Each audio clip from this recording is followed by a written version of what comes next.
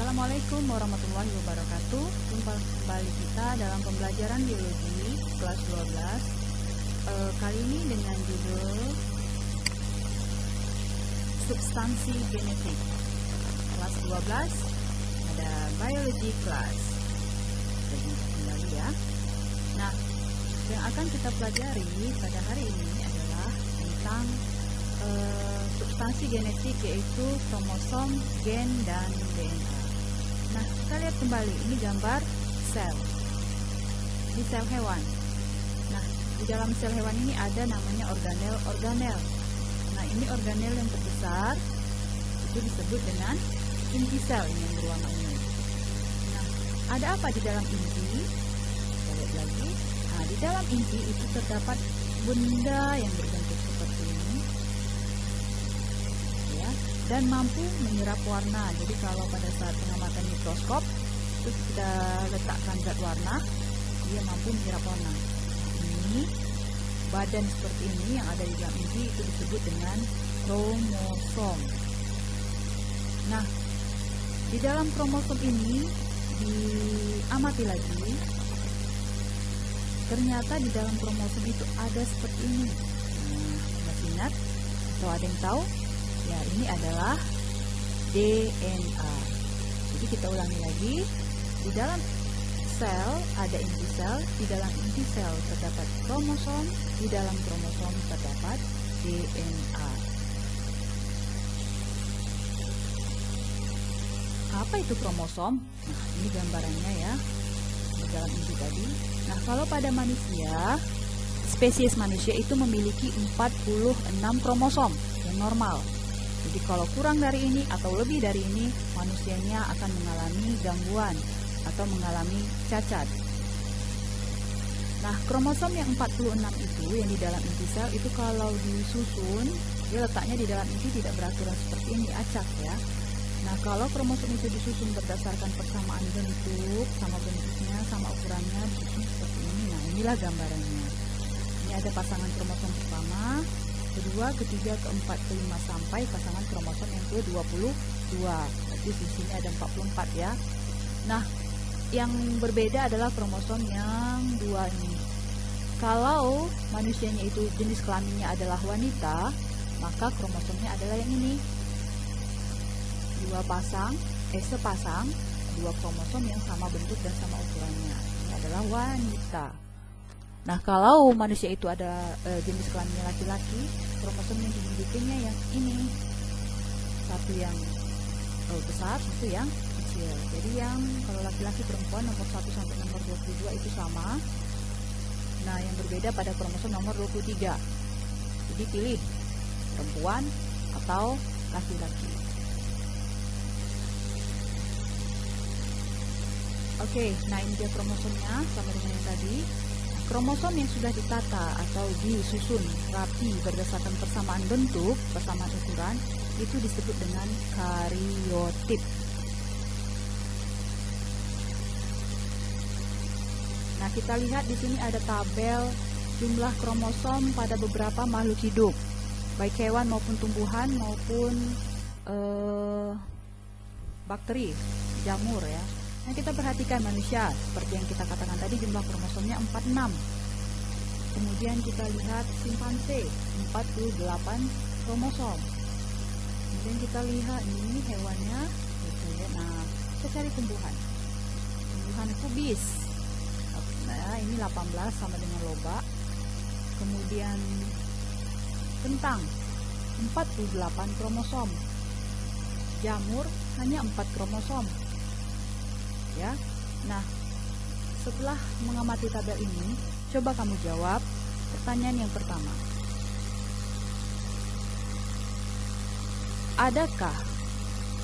Pertanyaan pertama, adakah hubungan antara jumlah kromosom dengan ukuran tubuh? Oke, yang kedua, pertanyaan yang kedua, setelah mengamati tabel ini, adakah hubungan jumlah kromosom dengan tingkat kecerdasan? Oke, silakan dijawab. Nanti kita akan bahas pada pertemuan berikutnya. Nah, ini bentuk-bentuk kromosom. Ada 4 macam bentuk kromosom A, B, C, D. Ini bagian tengah center atau sentromer. Nah, kalau ini lengan kromosom, kalau sentromernya itu berada pas di tengah, membagi sama panjang lengan-lengan ini, itu disebut dengan metasentrik. Yang B ini sentromernya tidak di tengah, jadi agak ke tepi. Itu disebut dengan submetasentrik. Ini yang ketiga ada akrosentrik, ini agak ke ujung. Jadi kalau ini agak ke tengah, ini agak ke ujung dia ya, sentromernya. Nah, yang keempat telosentrik, sentromernya berada di ujung. Jadi hanya memiliki satu dengan kromosom saja. Nah, kromosom nomor 1, 2, 3, dan 22 itu disebut dengan autosom atau kromosom tubuh. Nah, untuk yang nomor 23 itu disebut dengan kromosom kelamin atau gonosom. Jadi di sini mengatur kromosom yang nomor 23 ini mengatur tentang jenis kelamin, penentuan jenis kelamin. Jadi hanya ada 2 jenis kelamin ya, XX kalau dia wanita, XY kalau dia laki-laki. Kita lihat struktur dari kromosom. Jadi kita belah lagi kromosom itu, kita lihat ada apa di dalamnya. Nah, perhatikan ini kromosom. Lengannya kita buka. Ternyata ia tersusun atas seperti benang-benang. Ini disebut dengan benang-benang kromatin. Ya. Nah, benang-benang kromatin tadi berpilih merapat-merapat seperti ini disebut dengan solenoid. Nah, solenoid tadi ternyata dia mengikat protein yang warna merah. Ya, solenoid tadi mengikat di dalamnya itu ada protein warna merah. Nah, satu protein ini kan dilingkari oleh 2 lilitan solenoid. Ini disebut dengan nukleosom.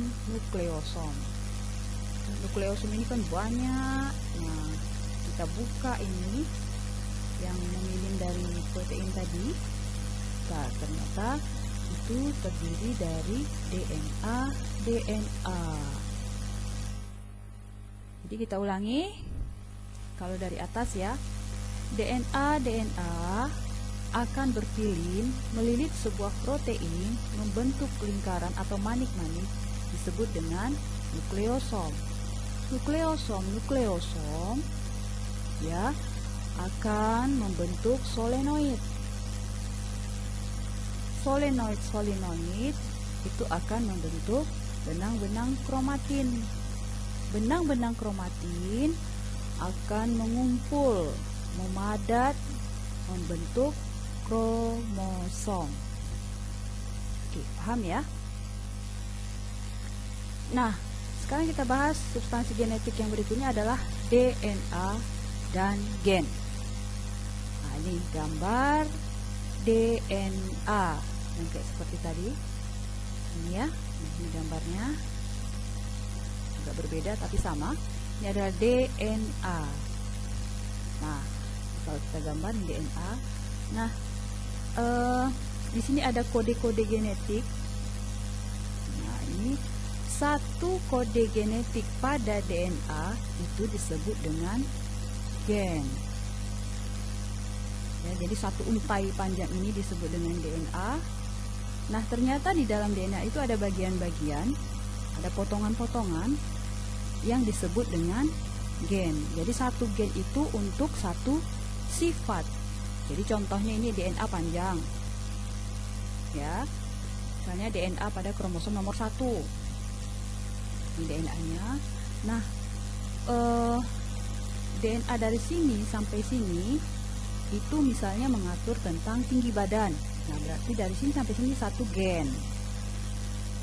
Kemudian DNA yang dari sini sampai sini, ini ada kode-kode genetiknya. Nah, ini mengatur misalnya tentang bentuk rambut, keritingkah, luruskah, ikalkah. Nah, ini dikatakan satu gen. Dan ini berikutnya, mungkin ini gen yang ketiga, mengatur tentang warna kulit. Ya, mungkin sawo matang atau berwarna kuning langsat, ya seperti itu. Nah, jadi satu untaian panjang disebut dengan DNA. Potongan DNA yang mengkode satu sifat tertentu itu disebut dengan gen. Ya, jadi sama ya. DNA ini adalah singkatan dari deoksiribonukleat asid, atau itu bahasa Inggris ya, atau ADN sama, asam deoksiribonukleat. Nah, ini gen adalah urutan DNA yang mengkode satu sifat tertentu. Nah, kita bahas lagi tentang DNA. Tadi sudah kita bahas tentang gen ya. Nah, DNA. DNA itu ternyata terdiri dari nukleotida. Nukleotida. Satu nukleotida terdiri dari, pertama, gula deoksiribosa. Yang kedua, basa nitrogen. Yang ketiga, gugus fosfat. Kita lihat gambarnya ini dulu sebelum kita lanjut. Nah, ini kan tadi DNA ya, panjang. Ini kita ambil sedikit. Nah, ini namanya satu nukleotida. Jadi satu nukleotida itu terdiri dari fosfat, ini gula deoksiribosa, segi 5 dia, dan basa nitrogen, satu nukleotida. Kita kembali ke catatan tadi. Ada gula, ada basa nitrogen, ada fosfat. Nah, basa nitrogen ini ada 4. Ada 2, basa purin terdiri dari adenin dan guanin. Basa pirimidin terdiri dari sitosin dan timin. Di mana adenin selalu berpasangan dengan timin, sitosin ini bisa disingkat dengan S atau C, sama ya citosin. Kalau bahasa Inggris textbook itu di buku-buku yang berasal dari bahasa Inggris namanya citosin. Kalau sudah di Indonesia kan jadi sitosin. Di mana ini selalu berpasangan dengan guanin. Biar lebih mudah kita kembali ke gambar tadi. Jadi ini adalah fosfat. Ini adalah gula deoksiribosa. Ini adalah basa nitrogen. Adenin selalu berpasangan dengan timin. Di mana ada adenin, maka pasangannya timin, atau sebaliknya seperti ini. Di mana ada timin, pasangannya adalah adenin. Guanin selalu berpasangan dengan sitosin, dan sebaliknya sitosin selalu berpasangan dengan guanin.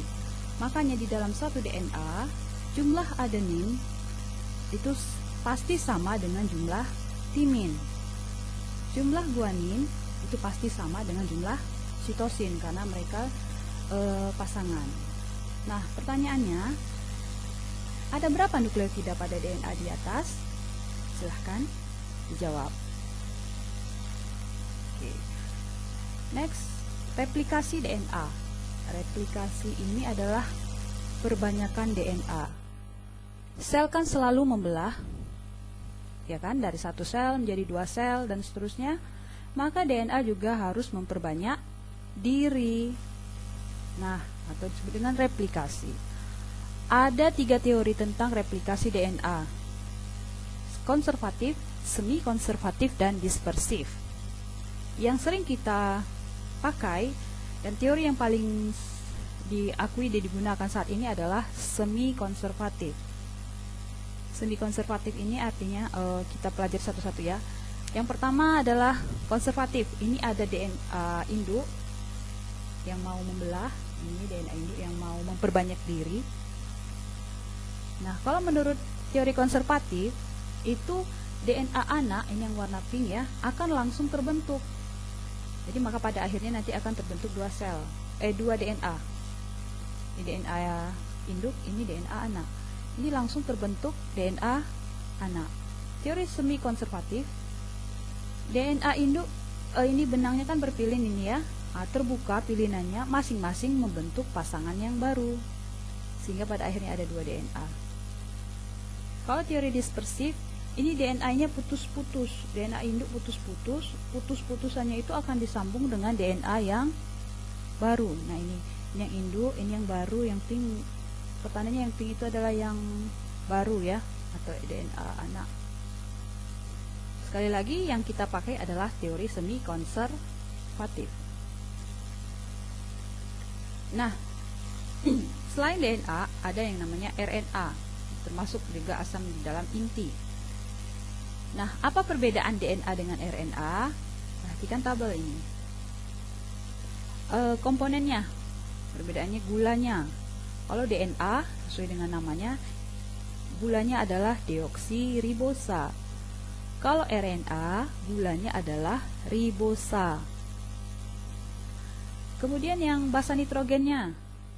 Kalau pada ada DNA, basa purinnya adenin guanin, basa pirimidinnya sitosin dan timin sitosin. Nah, kalau pada RNA, perhatikan, di mana yang berbeda? Ya ini. Jadi pada RNA, timin tidak ada, diganti dengan urasil. Oke, kemudian dari segi bentuk, kalau DNA itu rantainya tadi kan berpanjang dan berpilin, ada 2 rantai berpilin. Kalau di RNA ini rantainya biasanya pendek dan tidak berpilin, tunggal, 1 rantai saja, tidak ada pilinan seperti DNA. DNA letaknya itu di dalam inti, di dalam kloroplas, dalam mitokondria. RNA itu kita jumpai ada di inti, jadi lebih menyebar, ada di inti, ada di sitoplasma, ada di kloroplas, dan ada di mitokondria. Dari segi jumlah, DNA itu jumlahnya selalu tetap sesuai dengan jumlah kromosomnya. RNA ini tidak tetap, karena pembentukannya nanti itu tergantung dari DNA.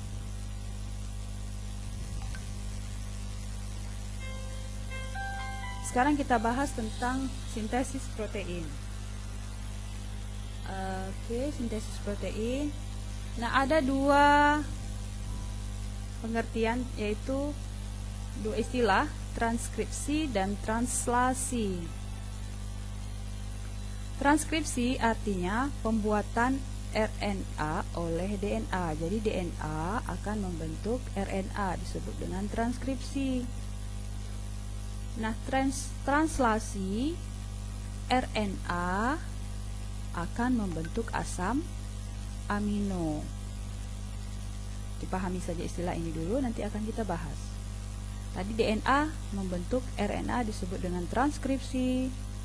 Kemudian RNA akan membentuk asam-asam amino, itu disebut dengan translasi. Oke, ini dalam rangka sintesis protein. Sintesis ini artinya pembuatan protein.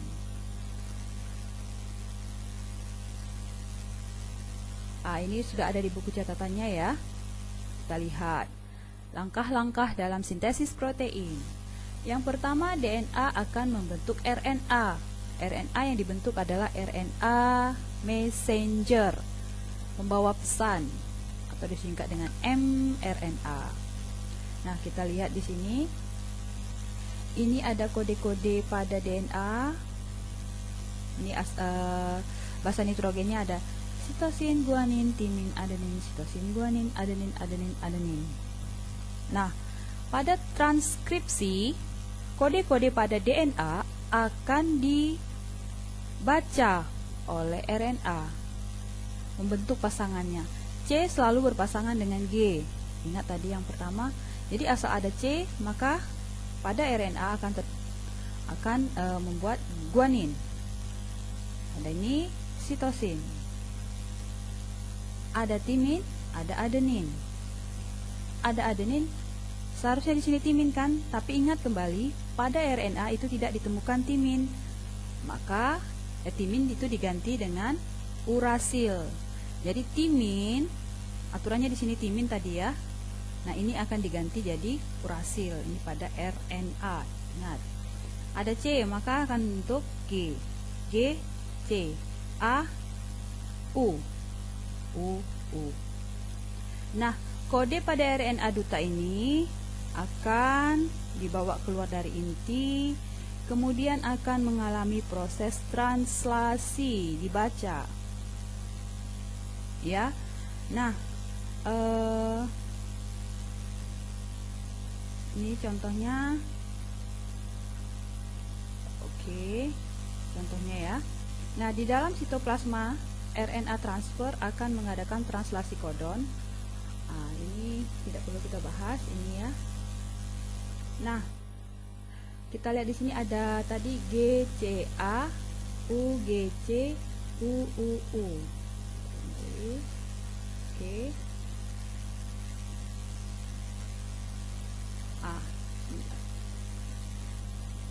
Untuk mencari asam amino yang terbentuk, tadi ada, ulang lagi ya. Bentar. Ini ada GCA. Dia per 3 baca kodenya ya. GCA. Kita lihat GCA itu apa? Pada ini ada tabel. Nah, cara membaca tabel ini adalah kita mulai dari lingkaran yang pertama. Kita cari G. Ini ada 4 ya. Ambil G, berarti di sini. Tadi ada apa? C atau S ya. Kita lihat di sini. Yang kedua cari G. Nah, ini G, C, A. Berarti asalnya adalah ala. Kita lihat ala itu apa? Alanin. Asam amino yang terbentuk adalah alanin. Coba kembali lagi ke soal. Kemudian GCA tadi UGC. Lihat UGC. Lingkaran yang dalam dulu. Kita cari U. Ini ya U. Baru G. UGC tadi ya. U. Kita lihat lagi ke lingkaran yang kedua G. Baru ujungnya C. Sitosin C. Maka asam aminonya adalah cis. Apa cis? Cis. Cysteine. Oke, paham ya? Nah, di sini ada kode-kode start. Dalam pembacaan kode genetik itu selalu dimulai dengan yang start A, U, G, dan diakhiri dengan stop. Kodon stop ini U, A, U, A, G, U, G, A. Oke, paham sampai di sini? Oke, kita kembali dulu ke sini tadi. Nah, ini tadi ya, sintesis protein tadi. Ini ada DNA, dia membuat RNA duta yang warna pink. Nah, lihat ini. RNA duta tadi akan keluar dari inti seperti ini menuju ke ribosom yang warna coklat, ini ribosom. Disinilah dibaca kode-kode genetik tadi. Yang tadi ya, di dalam ribosom. RNA, jadi terbentuklah protein-protein. RNA membaca kode-kodenya tadi di ribosom. Jadi prosesnya yang tadi transkripsi terjadi di dalam inti, ini yang warna ungu, di inti sel.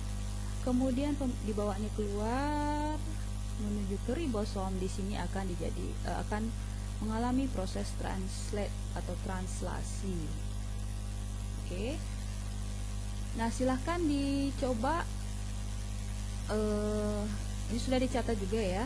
Jadi cara membacanya tadi mulai dari lingkaran dalam, lingkaran yang pertama, lingkaran yang kedua, dengan lingkaran yang ketiga. Nah, sekarang coba baca kalau misalnya kodenya UUU.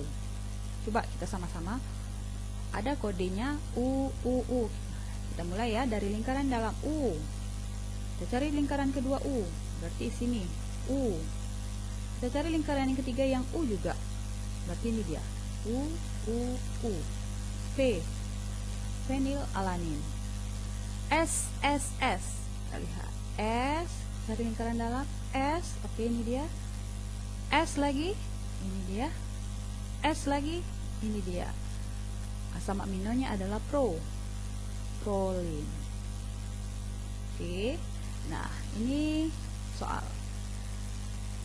Jika suatu urutan basa nitrogen DNA adalah CAT, GTT, dan TAG, kamu tuliskan asam amino apa saja yang akan terbentuk. Oke, sampai di sini dulu materi kita pada hari ini. Silahkan dicatat atau ditanyakan langsung di chat bagian mana yang kamu kurang paham, akan kita bahas pada pertemuan berikutnya. Oke, assalamualaikum, thank you, gracias, merci.